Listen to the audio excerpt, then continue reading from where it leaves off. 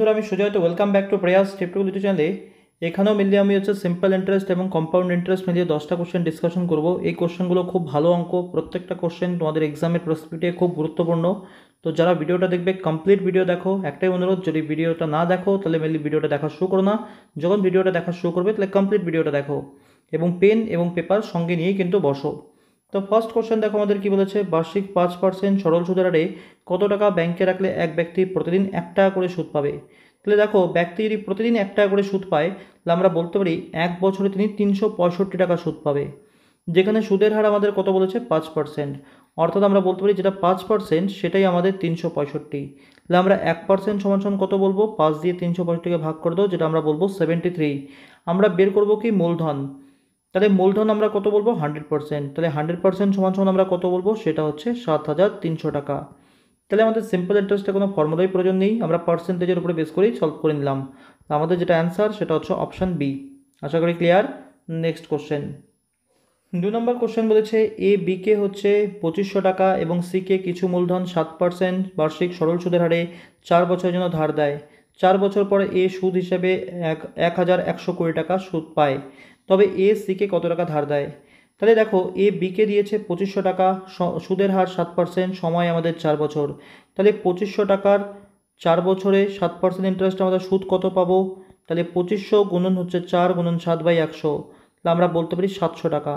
অর্থাৎ আমরা বলতে পারি এ বি এর থেকে 700 টাকা সুদ পেয়েছে। এ মোট কত সুদ পেয়েছে, 1120। তাই 1120 থেকে আমরা 700 মাইনাস করে দেব। তাহলে আমরা টোটাল সুদ কত বলতে পারি, সেটা হচ্ছে 420 টাকা। এই 420 টাকা সুদ এ কার কাছ থেকে পেয়েছে, সি এর কাছ থেকে। আর এ প্রত্যেক বছর কত পার্সেন্ট করে সুদ পায়, 7% করে। তাহলে 4 বছরে আমরা কত বলতে পারি, সেটা হচ্ছে 28%। তাহলে 28% সমান আমরা বলবো হচ্ছে 420। আমরা বের করব 100% সমান কত। তাহলে 420 বাই হচ্ছে 28 আর গুণ আমাদের আবার 100। করো কাটাকাটি। যদি আমরা 14 দিয়ে কাটি তাহলে এটা আমরা পাবো 3 শূন্য, এটা আমরা পাবো 2, আর 2 দিয়ে 30কে কাটলে আমরা পাবো 15। তাহলে অর্থাৎ আমরা বলতে পারি এ সিকে 1500 টাকা ধার দিয়েছে। তাহলে আমাদের যেটা অ্যান্সার সেটা হবে অপশান ডি। আশা করি ক্লিয়ার। নেক্সট কোশ্চেন, 3 নম্বর কোশ্চেন বলেছে কিছু মূলধনের বার্ষিক 3% সুদের হারে 2 বছরের চক্রবৃদ্ধি সুদ হচ্ছে 101 টাকা 50 পয়সা। একই মূলধনে 3% সুদের হারে 2 বছরে আমাদের সরল সুদ কত হবে। এখানে যে আমাদের অপশানগুলো আছে, অপশানগুলো যদি আমরা ভালো করে অবজার্ভ করি আমরা কিন্তু অ্যান্সার পাবো হচ্ছে 100। কী করে ব্যাপারটা দেখো, যদি আমরা বলি যে 2 বছরে আমাদের সরল সুদ 100 টাকা, তাহলে 100 টাকাকে 2 বছর যদি আমরা ভেঙে নিই তাহলে আমরা বলবো 50 টাকা আর 50 টাকা। এবার একটা জিনিস দেখো, জটিল সুদ কি হয়, আমরা প্রথম বছর যে সরল সুদটা পাই তারপরে একটা ইন্টারেস্ট বসে। অর্থাৎ আমরা জটিল সুদের ক্ষেত্রে 2 বছরে 50 টাকা তো পাবোই, যদি আমাদের মূলধন একই হয়। এই 50 টাকার উপরে 3% আমরা একটা সুদ পাবো। তাহলে 50 টাকার আমরা 3% কত বলবো, সেটা আমরা বলবো কিন্তু আবার 1 টাকা 50 পয়সা। তাহলে যদি আমরা যোগ করে দিই 1 টাকা 50 পয়সা, তাহলে সেটাই কিন্তু আমরা জটিল সুদ পাচ্ছি 101 টাকা 50 পয়সা। তাহলে ক্লিয়ারলি আমাদের যেটা অ্যান্সার সেটা হচ্ছে অপশান সি। আর কিছু কিন্তু আমাদের এখানে করার প্রয়োজন নেই। তাহলে অপশান সি আমাদের অ্যান্সার। আশা করি ক্লিয়ার। নেক্সট কোশ্চেন, 4 নম্বর কোশ্চেন কি বলেছে, যদি প্রত্যেক 10 বছর পর মূলধনের সঙ্গে সুদ একসঙ্গে করা হয় তবে বার্ষিক 5% সরল সুদের হারে 50,000 টাকা কত সময় দ্বিগুণ হবে। তাহলে 50,000 টাকা আমাদের দ্বিগুণ হবে কত সময়। তাহলে দেখো, 10 বছর পরে আমাদের যে সুদটাই হবে সেটা কিন্তু আমাদের আসলের সাথে এসে যুক্ত হয়ে যাবে। তাহলে সুদের হার যদি আমাদের 5% হয়, 10 বছরে আমরা কত পার্সেন্ট সুদ পাবো, 50%। কার 50% পাবো, 50,000-ই। তাহলে 50,000-এর 50% আমরা বলতে পারি 25,000। তাহলে 50,000-এর সাথে যদি আমরা 25,000-কে যুক্ত করে দিই তাহলে আমাদের সেটা সুদে আসলে কত হয়ে যাচ্ছে, সেটা আমরা বলতে পারি হচ্ছে 75,000 হয়ে যাচ্ছে। 75,000 হয়ে যাচ্ছে। এবার তাহলে আমাদের বেসিক্যালি দেখতে হবে যে আমাদের দ্বিগুণ হয়েছে, অর্থাৎ 50,000টা আমাদের হতে হবে 1 লাখ, অর্থাৎ 100,000। তাহলে আমাদের আর কত টাকা সুদ পেতে হবে, আমরা বলতে পারি আরও 25,000 টাকা আমাদের সুদ পেতে হবে। এই 25,000 টাকা সুদ পেতে হবে কত টাকার মধ্যে, 75,000 টাকার মধ্যে। তাহলে আমরা পার্সেন্টেজ কত দিয়ে মাল্টিপ্লাই করবো, আবার 100 দিয়ে। করো এখান থেকে কাটাকাটি। যদি আমরা 25 দিয়ে 75 কাটি পাবো 3, অর্থাৎ 100/3, 100/3%। এবার আমরা কি জানি, প্রত্যেক বছর ব্যাংক আমাদের কত পার্সেন্ট করে সুদ দেয়, 5% করে। তাহলে 100/3% পাওয়ার জন্য আমাদের কত অপেক্ষা করতে হবে, কত বছর অপেক্ষা করতে হবে, 100/3কে আমরা ভাগ করে দেবো এবার 5 দিয়ে। তাহলে 5 দিয়ে যদি আমরা 100 কাটি কত পাবো, 20, আর 20/3 মানে 6 2/3। তাহলে এখানে আমাদের 6 সমস্ত 2/3 বছর অপেক্ষা করতে হচ্ছে, আর আগে আমরা মেনলি কিন্তু অপেক্ষা করেছি 10 বছর। তাহলে টোটাল সময় আমরা কত বলবো? 16 সমস্ত 2/3 বছর। আমাদের যেটা অ্যান্সার সেটা হচ্ছে অপশান এ। একবারে যদি আমরা বুঝে না থাকি আরেকবার রিপিট করে দেখো, আশা করি আমরা বুঝতে পারবো। আর তারপরেও যদি আমাদের ক্লিয়ার না হয় তাহলে আমি সেটা আবার নেক্সট ভিডিওতে ডিসকাশন করে দেব।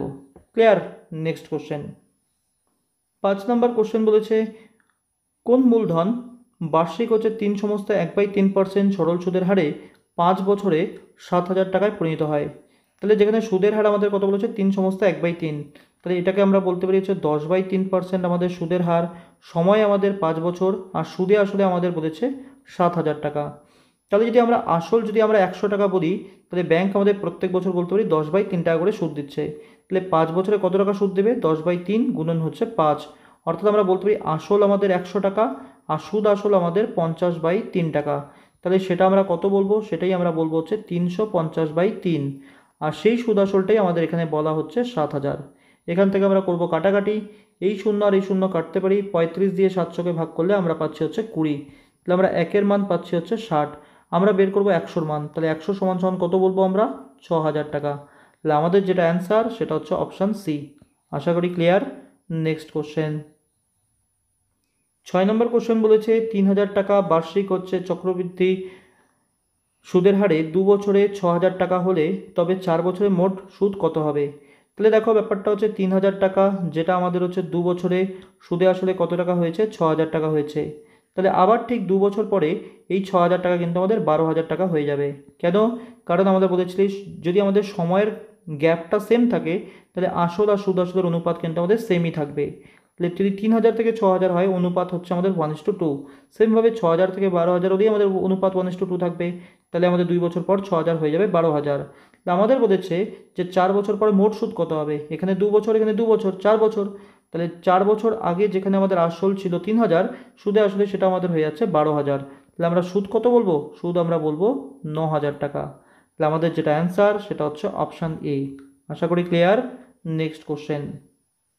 7 নম্বর কোশ্চেন বলেছে, কোন মূলধনের 10% হচ্ছে বার্ষিক সুদের হারে 6 মাসের হচ্ছে সরল সুদ 100 টাকা হয়? তাহলে সেখানে আমাদের সুদের হার, সরল সুদে আমরা সুদের হার কত? 10%। সুদের হার আমাদের 10%, সময় আমাদের 6 মাস, তার মানে আমরা বলতে পারি অর্ধেক বছর। তাহলে সুদের হার যদি আমাদের 10% হার হয় আর সময় যদি অর্ধেক বছর হয়, তাহলে আমরা সুদ কত পাচ্ছি? 5%। আর এই 5%-এর মানই আমাদের বলেছে হচ্ছে 100 টাকা। তাহলে আমরা 1%-এর মান কত বলবো? 1%-এর মান আমরা বলবো 20 টাকা। তাহলে আমাদের বের করতে হবে হচ্ছে মূলধন, অর্থাৎ 100%। তাহলে 100% সমান সমান আমরা কত বলবো? সেটা হচ্ছে 2,000 টাকা। তাহলে অপশান সি আমাদের অ্যান্সার। আশা করি ক্লিয়ার। Next question.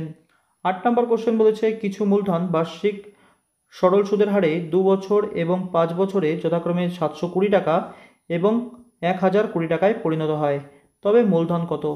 তাহলে 2 বছরে আমাদের সুদে আসলে হয়েছে 720, আর 5 বছরে আমাদের সুদে আসলে হয়েছে হচ্ছে 1,020। যদি আমরা এটার থেকে এটা মাইনাস করে দিই তাহলে আমরা বলবো 3 বছরের সুদ কত? 1,020 থেকে 720 মাইনাস করে দাও, তাহলে আমরা বলবো 3 বছরে আমাদের সুদ হচ্ছে 300 টাকা। তাহলে 1 বছরের সুদ কত বলতে পারি আমরা? 100 টাকা। আমাদের তাহলে 2 বছরের সুদ কত বলবো? তাহলে 2 বছরে আমরা সুদ বলবো 200 টাকা। তাহলে আমাদের সুদে আসলে কত টাকা হবে? 720 থেকে 200 মাইনাস করে দাও, তাহলে আমরা বলবো আমাদের যেটা মূলধন সেটা হচ্ছে 520 টাকা। তাহলে আমাদের যেটা অ্যান্সার সেটা হচ্ছে অপশান এ। আশা করি ক্লিয়ার। Next question. 9 নম্বর কোশ্চেন বলেছে, কিছু মূলধনের একই সময়ে 2 বছরের চক্রবৃদ্ধি সুদ এবং সরল সুদ হলো যথাক্রমে 615 এবং 600, তবে মূলধন কত? তাহলে দেখো 2 বছরে আমাদের চক্রবৃদ্ধি সুদ কত বলেছে? 615, আর 2 বছরে আমাদের সরল সুদ কত বলেছে? 600, যেখানে আমাদের মূলধন হচ্ছে একই। তাহলে আমরা যদি বলি যে 2 বছরে আমাদের হচ্ছে সরল সুদ 600 টাকা হয়, তাহলে প্রথম বছর আমরা পেয়েছি 300 টাকা, তো দ্বিতীয় বছর আমরা সুদ পেয়েছি 300 টাকা, কারণ সরল সুদ আমরা সেমভাবে পাই।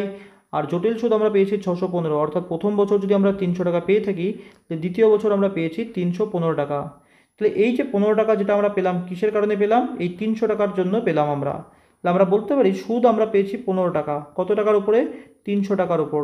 পার্সেন্টেজ বের করার জন্য 100 দিয়ে মাল্টিপ্লাই, তাহলে আমরা যদি কাটাকাটি করি তাহলে আমরা বলতে পারি সুদ আমরা পাচ্ছি হচ্ছে 5% করে। সুদ আমরা পাচ্ছি 5%। তাহলে 5% করে যদি আমরা সুদ পাই, সরল সুদের ক্ষেত্রে 2 বছর আমরা সুদ কত পাবো? তাহলে আমরা বলবো হচ্ছে 10%।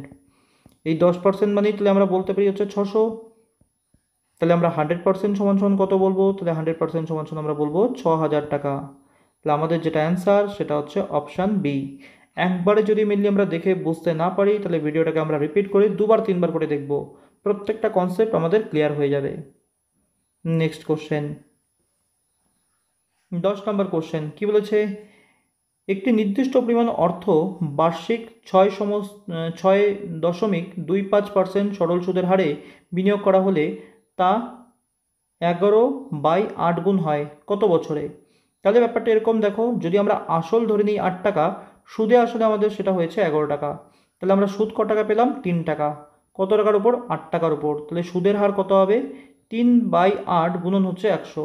যদি আমরা কাটাকাটি করি, 4 দিয়ে কাটলে আমরা পাবো 25, তো 4 দিয়ে কাটলে আমরা পাবো হচ্ছে 2।